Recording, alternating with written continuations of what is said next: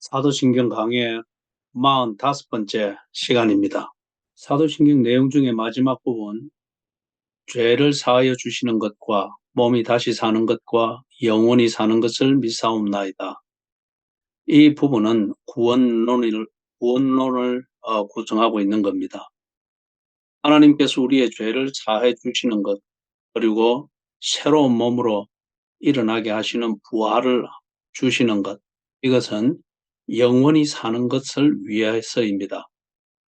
죄에 물들지 아니한 몸, 그래서 죄를 다시 돌아보지 아니하고, 그리고 죄가 다시는 영향력이나 권세를 행할 수 없는 그런 몸으로 일으키셔서 영생을 살게 하고자 하기 위한 것입니다. 그렇기 때문에 영원히 사는 것, 이것은 구원의 완성입니다. 자, 그 다음에 여기서 예수 믿는 사람만이 부활을 하는가? 그리고 예수 믿는 사람만이 영생을 하는가? 그것은 아닙니다. 모든 인간은 다 죽습니다. 그리고 모든 인간은 다 부활을 합니다. 몸에 부활을 합니다. 그리고 모든 인간은 영생을 삽니다. 다른 말로 하면 인간은 영원한 존재입니다. 그런데 그 차이가 있습니다. 영생을 누리는데 모든 인간이 동일한 내용의 영생을 누리는 것은 아닙니다. 그리스도인이 누리는 영생이 있고 그리스도인이 아닌 자들이 누리는 영생이 있습니다.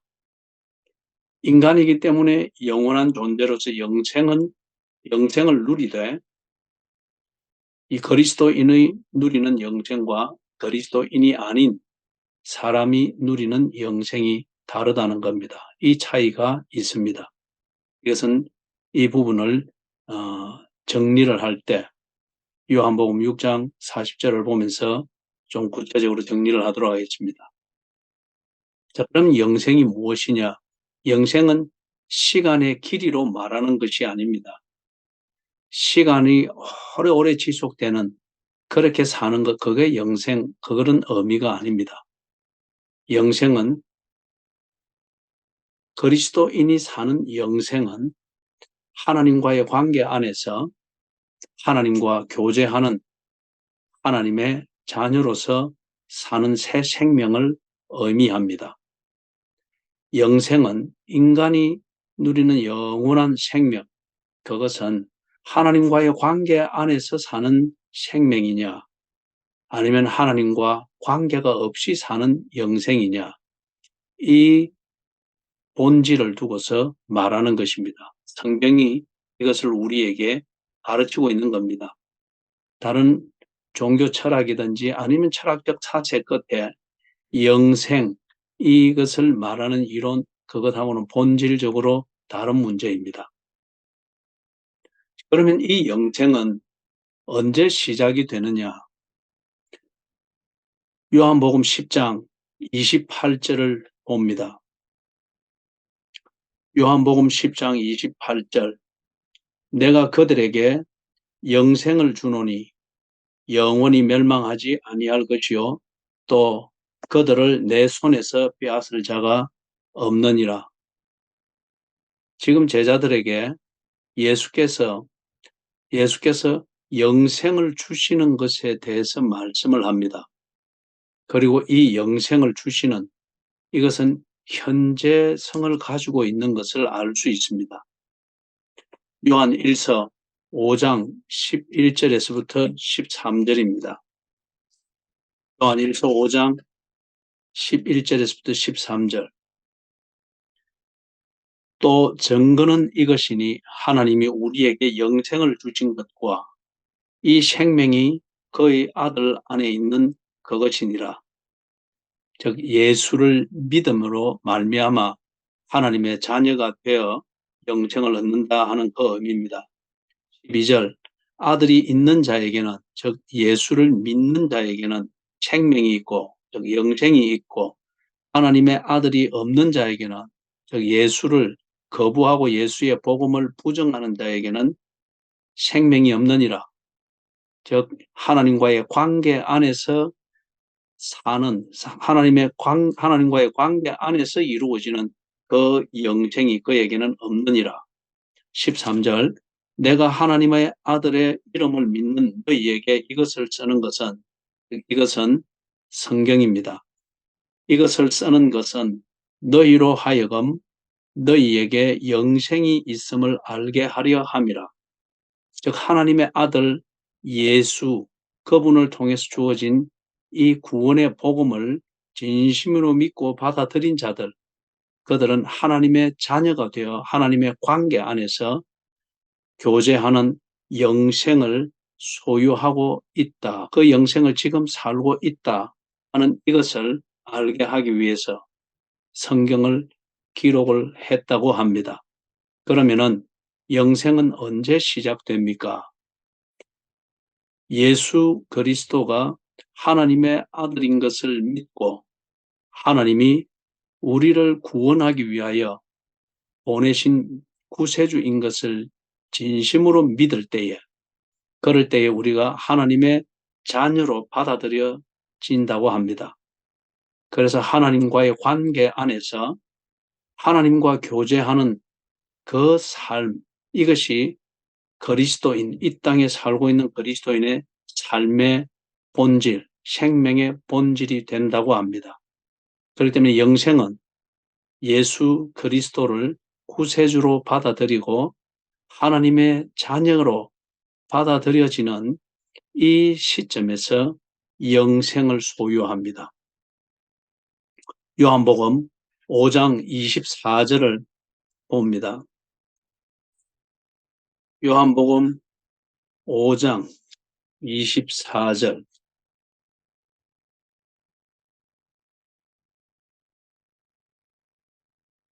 내가 진실로 진실로 너희에게 이르노니 내 말을 듣고 또 나 보내신 이를 믿는 자는 영생을 얻었고 심판에 이르지 아니하나니 사망에서 생명으로 옮겼느니라. 영생을 소유한 현재의 상태를 말합니다. 언제 시작됐습니까? 예수를 믿는 그 시점입니다.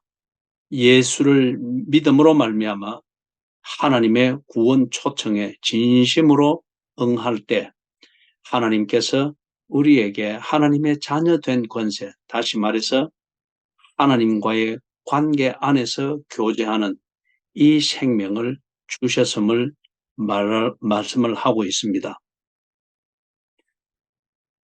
이것을 또 다른 그 본문에서 성경에서 예수님께서 강조하고 보증하고 있는 것을 볼 수 있습니다. 마태복음 25장 46절을 봅니다. 마태복음 25장 46절 그들은 영벌에 의인들은 영생에 들어가리라 하시니라. 자, 지금 이것은 여러분들이 잘 알고 있는 비유, 달란트 비유가 있죠. 주인이 먼 곳으로 가면서 자기 종들에게 한 사람에게는 한 달란트를 맡기고 또 한 사람에게는 두 달란트를 맡기고 또 세 번째 종에게는 5달란트를 맡기면서 주인이 멀리 갔다가 돌아오는 동안에 잘 관리를 하도록 그렇게 당부하고 떠났습니다. 그런데 2달란트 받은 종과 5달란트 받은 종은 주인의 당부하시는 뜻을 받들어 가지고 즉각 순종했습니다. 그래서 주인의 재산을 주인에게 이익이 되도록 그렇게 관리를 하는데 최선을 다했죠. 그러나 1달란트 받은 종은 자기가 책임질 일을 피하기 위하여서 주인의 뜻과 상관없이 책임을 피하고 자신이 당할 수 있는 불이익, 이것을 피하고자 하는 이 기준에서 그 1달란트를 관리했습니다. 그래서 2달란트 받은 종과 5달란트 받은 종은 주인이 돌아왔을 때에 주인에게 유익이 되는 이익을 남겼습니다. 그러나 1달란트 받은 종은 자기 자신을 위해서 주인의 재산을 관리했기 때문에 주인에게는 아무런 이익이 안 되는 그 결과를 가지고 보고를 했습니다. 그래서 주인은 2달란트, 5달란트 받은 이 두 종에게는 착하고 충성된 종이라 하여 똑같은 칭찬과 상을 내렸습니다. 그러나 1달란트 받은 종은 주인의 뜻을 순종하지 않고 지 뜻대로 했다 하여 악하고 게으른 종이다. 그래서 주인과의 관계에서 내쳤습니다. 더 이상 이 주인의 집에 머물 수 없고 주인과 관계가 단절이 되는 이 결과를 만들었습니다. 이 비유를 들어서 예수님께서 지금 말씀하시고자 하는 그 요지를 46절에서 말씀하는 겁니다. 그들은 영벌에, 다시 말해서 하나님의 뜻을 무시하고 내 자신의 뜻대로 그렇게 자행자지하는 사람, 하나님과의 관계를 거부하고 그래서 하나님과의 교제를 무시하고 거부하며 그렇게 자기 입장만을 생각하며 사는 이 사람들, 그들은 영벌에 처했다고 합니다. 이 영벌은 하나님과의 관계 밖에서 지내게 되는 영생입니다. 그 다음에 의인들은 영생에 들어가리라 하시니라. 2달란트 받은 종과 5달란트 받은 종으로 비유되어졌던 사람들입니다. 의인들, 즉 주인의 뜻을 받들고 주인의 뜻 중심으로 주인의 당부를 지키고자 최선을 다하는 것, 진심을 다하는 것, 이게 의인들이라는 겁니다. 하나님의 뜻, 하나님의 구원 초청의 그 진심을 존중하여서 그 진심을 존중하고 받아들이기 위하여 내 진심을 다하는 것, 이게 의인이라는 겁니다. 그래서 이 의인들은 하나님께서 인정하고 받아들입니다. 그래서 하나님과의 관계 안에서 하나님과 교제하는 이 생명으로 그런 영생을 살도록 받아들이신다, 그렇게 말합니다. 그래서 영벌, 이거는 지옥이라는 이 표현을 우리가 쓰고 영생, 이 구절에서 말하는 영생, 이 의미는 우리가 천국이라고 하는 표현으로 자주 표현을 하고 있는 그런 내용입니다. 그래서 우리가 지금 소유하고 있는 이 영생, 이것은 변경되지 아니하고 취소되지 아니합니다. 그리고 우리가 지금 그리스도인으로 하나님과의 관계 중심으로 살도록 만드는 이 영생, 이것은 생명의, 그리스도인이 가지고 있는 생명의 본질입니다. 그렇기 때문에 이 땅에 사는 때에도 그렇게 살지만은 이 생명의 본질대로 죽음 이후에도 이 영생을 사는 것입니다. 그렇기 때문에 이것은 없어지지 아니하는 것입니다. 자, 그러면은 우리가 한 가지 더 풀어야 될 게 있습니다. 이 영생이 언제 완성이 되어졌느냐, 시작되는 시점은 알았습니다. 그러면은 이 영생을 사는 이게 언제 완전한 모습으로, 완전한 상태로 그렇게 살게 되는 것인지. 자, 요한복음 6장 40절입니다. 요한복음 6장 40절.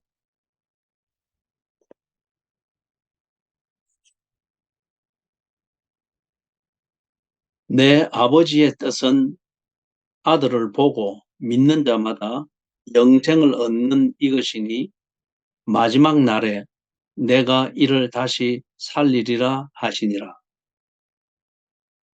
내 아버지의 뜻은 아들을 보고 믿는 자마다 영생을 얻는 이것이니,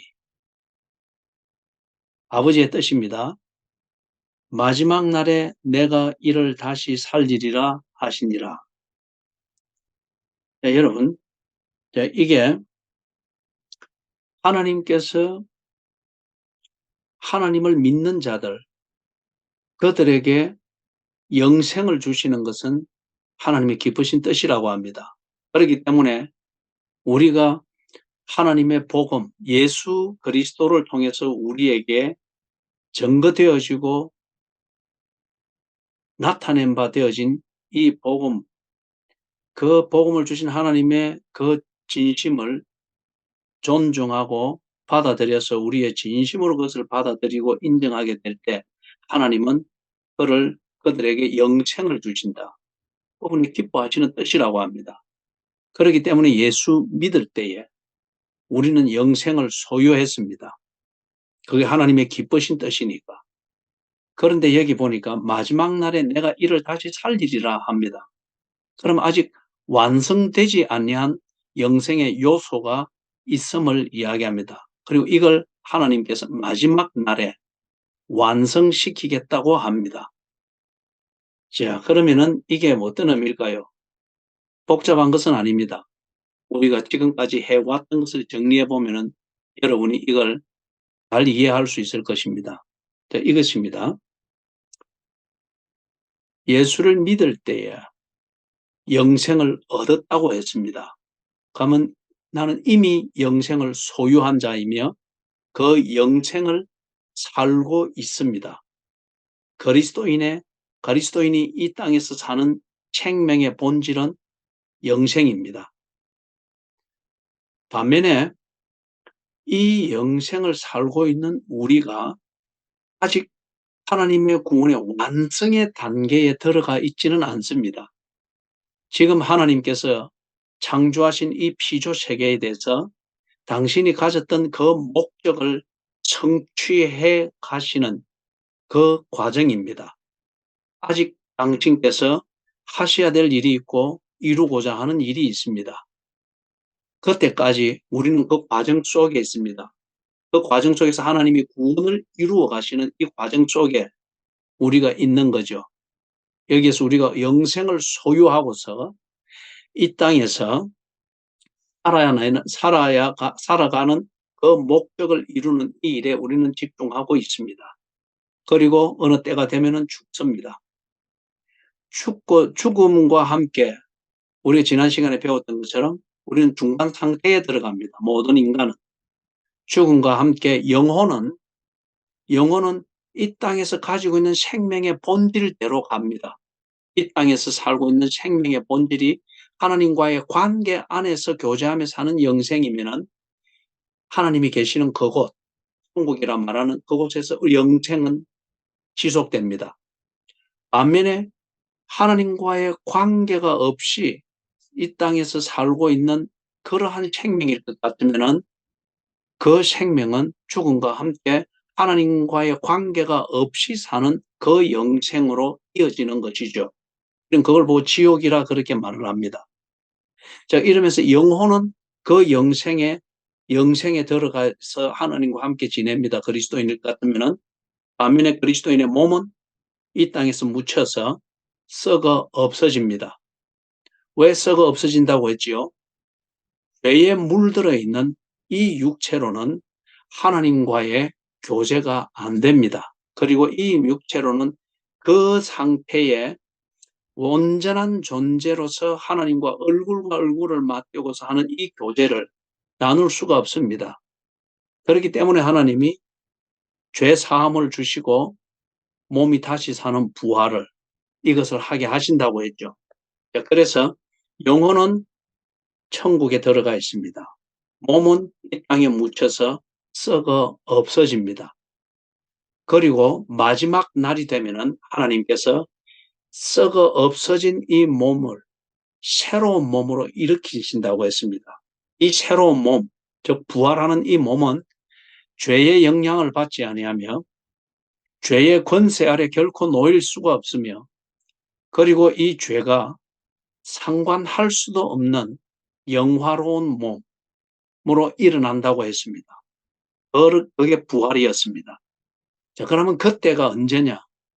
마지막 날이라 이렇게 표현되어 있는 그때입니다. 하나님께서 이 피조 세계, 즉 창조하신 목적 이것을 다 이루시고 다시 말해서 이 모든 구원할 자들을 다 부르시고 구원의 이 사역들을 다 완성하시고 그 목적을 이루셨을 때 이제 이 피조 세계는 끝이 납니다. 끝이 나죠. 그래서 새 삶을 위한 새 하늘과 새 땅으로 만들어지게 됩니다. 그 전환 시점이 마지막 날입니다. 이때에 우리가 부활을 하는 것이죠. 그리고 천국에 있던 영혼과 새 몸으로 일어난 이 몸이 연합이 되어서 나의 온전한 존재, 하나님과 얼굴과 얼굴을 마주하고서 교제할 수 있는 온전한 존재로 마무리가 되면서 영생을 삽니다. 그렇기 때문에 여러분, 지금 우리가 영생을 소유했다, 그리스도인의 이 영생을 소유했다고 하는 이것은 시간적으로 볼 때 이렇게 표현할 수 있습니다. 현재 예수를 믿어 하나님의 자녀가 된 나는 이미 영생을 얻었고 그 영생을 살고 있습니다. 이미 이루어졌습니다. 한편 하나님의 창조의 목적, 구원의 목적이 완성되어지는 그때까지는 내 몸이 썩어 없어져서 죄로부터 완전히 자유케 되어지는 이 기간을 나는 기다립니다. 이게 중간 시대라고 했죠. 중간기라고 했죠. 그래서 내 몸이 썩어 없어지고 죄로부터 완전히 자유한 몸으로 부활하여 영혼과 하나가 되어지는 이 때를 나는 기다리고 있습니다. 그래서 하나님과 얼굴을 맞대고서 교제하는 이 천국의 교제, 이 영생, 이 온전한 때를 기다리고 있습니다. 그렇기 때문에 이것은 이 상태를 두고 우리는 뭐라 말할 수 있을까요? 나의 구원의 완성은 아직 이루어지지 아니했다. 나는 구원받은 자가 가지게 되는 영생은 이미 소유했다. 그러나 이 영생을 사는 나의 온전한 상태, 부활한 몸으로 영혼이 하나가 되어서 하나님과 교제하는 이 상태는 나는 아직 기다리고 있다. 이 구원이 아직 완성되지 않고 나는 그 완성을 기다리고 있다. 이미 이루어진 영생, 한편 그 구원이 완성되어지는 그 때를 기다리고 있는 것이 지금 우리 그리스도인들의 상태입니다. 자, 그러면은 이 영생을 사는 것, 우리가 살고 있는 영생, 이것의 구체적인 실상이 어떠한지, 그 상태가 어떠한지 이것에 대해서는 다음 시간에 좀 더 자세하게 정리하도록 하겠습니다.